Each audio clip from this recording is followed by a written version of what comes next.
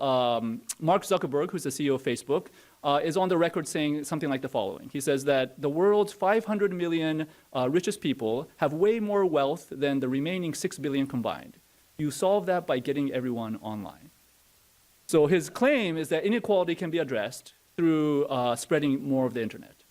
Now, you might say, well, he's a tech tycoon. Obviously, he's going to say that about technology. But there are also very many other serious leaders like Hillary Clinton who also believe in the same way that the technology itself is going to fundamentally change the world. So in 2011, while she was Secretary of State, she announced a foreign policy called Internet Freedom. And the basis of that policy was that by spreading the internet throughout the world and making sure that it was free to communicate, that it would allow citizens to keep their governments accountable. And that's been a strong part of the policy of the State Department ever since then. Or consider our Secretary of Education, Arne Duncan, who is also on the record saying that technology is a game changer in the field of education, a game changer we desperately need to both improve achievement for all and increase equity. So these are all claims made by very prominent leaders, and they're largely uncontested. They make these claims very casually, and the general population doesn't seem to think that they need to be contested. But I'm going to suggest that they do. And I'm going to draw on my personal experience. I used to work at Microsoft. I was there for 12 years. And the last 5 years or so, I went to India to help start a new research lab for the company. And when I moved there, I switched from research that was primarily technical in a sub-area of artificial intelligence called computer vision to one in which I looked for different ways to use digital technology for poverty alleviation of various kinds.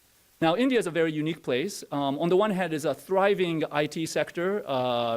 We have heard about India being an IT superpower. Much of the software that we use every day has, at least had some portion of it written in India and so forth. But at the same time, the country is still extremely poor by our own, by the standards of the United States. So probably about 800 million people still live on something like $2 per day.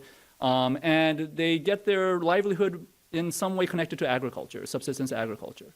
And so this is a country of extreme contrast. And what I found was that working in that kind of environment actually helped me see the situation with technology in society here in the United States as well. So I'll give you an example of the kind of projects that we were engaged in.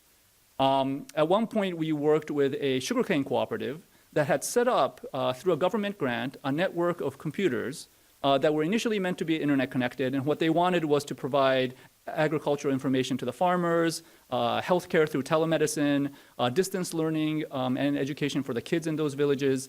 But when we got there several years after the project had started, what we found was that most of the computers were in disrepair, and the primary use of the existing computers was for farmers to basically query how much of their sugarcane was harvested and sent to the cooperative, how much it weighed, and how much they ultimately received. So we thought there was a very simple fix to the situation. The computer maintenance costs were rising, and the cooperative was thinking of shutting the whole system down. And so we replaced the computer network with a system of mobile phones, where basically farmers could individually send text messages, inquire about their harvest, and then get the results back. We did a pilot in 7 villages, and we found that the farmers really enjoyed the interaction. They liked the fact that they could do it privately on their own. We logged queries as early as 3 a.m. in the morning when many farmers get up. And overall, we estimated that if the cooperative were to use this system in all 54 of the villages that it operated in, that it could conceivably save them something like $25,000 a year, which is not dramatically significant, but enough that it would change the way that it operates, possibly contribute back to the farmers. But ultimately, we were not able to get this pilot to run in the remaining villages because there was some political rivalry between the people that we worked with most closely in the cooperative and the managing director. It seemed like he felt some kind of threat with this technology that was being promoted by the IT department. Now, you might think that that's a kind of exception. This is a situation where the technology solved the problem at hand, but there were some institutional dysfunctions that did not allow the technology to work. There are, in other projects I found, for example, with education, where we had, again, interesting technology projects, but as we tried to roll them out beyond a research pilot, we ran into very common and stubborn problems of things like administrators not really caring about additional instruction for the students, teachers being undertrained, teachers being afraid of the technology, oftentimes there not being sufficient budget to actually provide any kind of IT maintenance. So here's another context where the technology that we devised worked very well, but did not actually have much impact on larger rollout. And similarly, we had another project where we tried to provide a kind of a kiosk for women who live in slums in Bangalore to search for jobs where they were employed as domestic laborers in private households.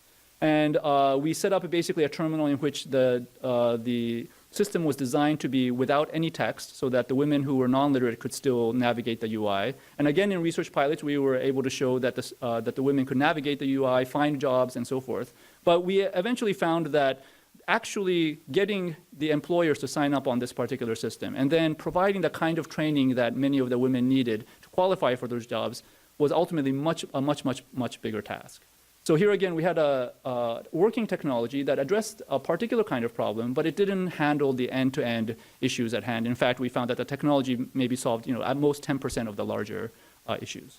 Over a little over 5 years, I worked on 50 or more projects in India, all of which were about applying some kind of digital technology to the problems of healthcare, government, education, microcredit, agriculture, and so forth. And very, very often, the situation was exactly like I've described, where we would design a technology solution that worked in a research context, but as soon as we tried to take it to larger scale, the technology failed to have any impact because of either institutional deficiencies in capacity or because individuals were unable to make use of the technology on their own. So, I'm a scientist by training, and so I wanted to find out, why this was the case. Why was it that things that we had done, spent a lot of time trying to design well and where research showed that there was some positive impact, did not actually have impact at larger scale. And the ultimate conclusion that I came to was a very simple premise, which is that technology in and of itself only amplifies underlying human forces. So what that means is wherever the human forces are positive and capable, you can use technology and things get better. But where those human forces are either indifferent or possibly corrupt or fundamentally unable to take advantage of the technology, then no amount of technology turns things around. And this goes in direct contradiction to some of the earlier quotes that I mentioned, where people believe that technology in and of itself causes the kind of social change that we're looking for.